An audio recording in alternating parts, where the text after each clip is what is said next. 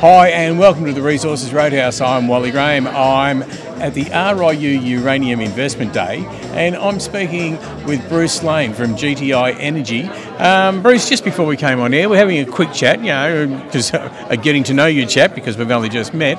GTI, you've got some substantial projects in Wyoming in the US.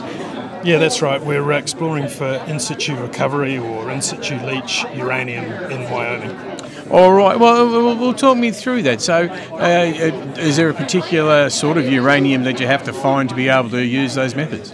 Yeah, look, we've already established a resource, 5.7 odd million pounds, and it's in a subterranean sandstone hosted ore body within an aquifer. And if those conditions exist, then you can inject a leach solution into that ore body in the aquifer, and then suck the leach liquid out and put it over an ion exchange tower. It's a very simple, very low impact, and very cost-effective way of mining uranium. So about half the world's uranium is mined that way.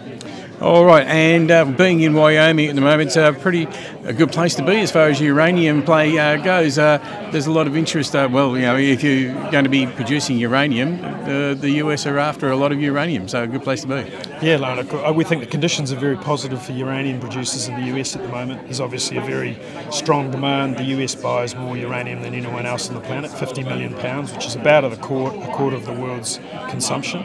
And at the moment, they're really producing very little. That is changing right now, but they've been importing a lot from Russia. So you've seen the ban on the importation of Russian material into the US, and now a retaliatory ban from the Russians outlawing the export of enriched uranium to the US. So the local uranium producers have never been more important to the US.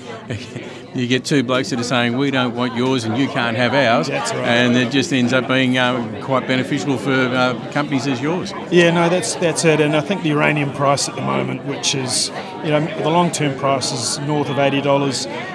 The uranium producers in Wyoming and in Texas as well can make good money at that level. So that's incentivising them to get back into production, and we're now even starting to see new projects get funded. All right, so the immediate future for GTI, what do we expect to sort of hear from coming out? Look, we had a good drill program this season, and we're heading up to a resource update, both in terms of the global resource and to bring some of that resource confidence grade up, and that should allow us to start a scoping study, which we're hoping to deliver in the first part of next year. So we're targeting a resource of around that sort of 7 to 8 million pounds, which is big enough for projects in that area to be funded. The economics look very attractive. There's a couple within about 50 or 60 miles of us that are being developed on that basis. So we're looking to try and achieve something similar. All right, well, we'll look forward to hearing that news come through so we can bring it to our readers and viewers here at the Roadhouse. But make sure you stay in touch, and so we can bring that news. All right, Bruce, nice to meet you. Nice to talk to you, Wally. Thanks.